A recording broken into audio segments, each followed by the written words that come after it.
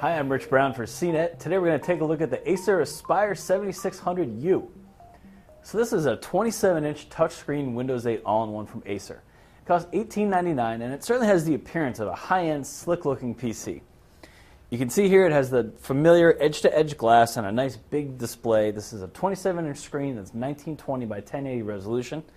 It's a touchscreen and it's also pretty responsive. Doesn't have some of the drag you get on other touchscreen designs, and in general, we're pretty happy with the way this reacts to our input. At least in terms of our input on the screen. Now, there's actually a gesture recognition feature that comes with this PC, and it doesn't work that well. It's not that responsive. Some of the gestures are kind of confusing, and in general, it's probably best left forgotten. So, although this system has some pretty great looks and actually has some interesting features, overall, it's pretty overpriced.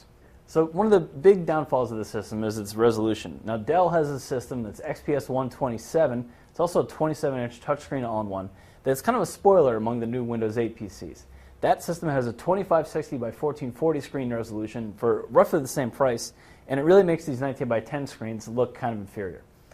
Now another problem with this system is its core features. It has a mobile-grade Core i5 CPU that's really not that fast, particularly for its price. Otherwise, it's pretty well equipped, but again, not enough to justify its high-end price tag. It has 8 gigs of RAM, a terabyte hard drive, although the hard drive is slower. It's a 5400 RPM model. You get 7200 RPM in most other PCs. It also has a GeForce GT 640M graphics chip. Now that chip does give this PC decent gaming capability, but you can certainly find more in other PCs in the same price. So this is not to say the system doesn't have some positives. There's some USB 3 ports on the side here, which is great. SD card input, a couple analog audio jacks, nothing too surprising there. But if you look on the back, you'll see a nice clean design as well as a series of ports that really give the system some nice multimedia flexibility. And there's a couple more USB ports on the back as well as an Ethernet input.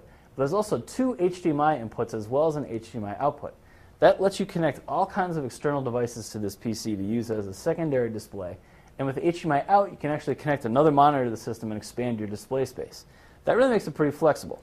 Now you might also be drawn to its design. You can see it has a pretty clean lined front here, this transparent chin, if you will. It's not maybe for everybody, but it's certainly not terrible. The one downside is these 3 branding stickers here. Now other Windows 8 all-in-ones have gotten rid of those and moved them to other places that are not quite so obvious. Now along with other big screen touch all-in-ones, there is sort of the temptation to want to use this system without walking up to it and sitting down in front of it to use the keyboard and mouse. So to facilitate that, Acer has made a pretty decent stand on the back here. So it's a glossy plastic design, and you can see it has the power cable going right into the bottom here. That's kind of interesting, but not really that functionally important.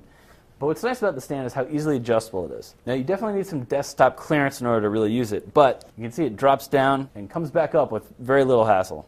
So you might have heard that Acer is trying to revamp its image as sort of a bargain basement PC vendor, and this system is pretty good evidence that it's starting to pay attention to design and really make a nice looking computer. But while it might hit some of the right aesthetic notes, overall the system doesn't have enough value to justify its price. So I'm Rich Brown. This is the Acer Aspire 7600U.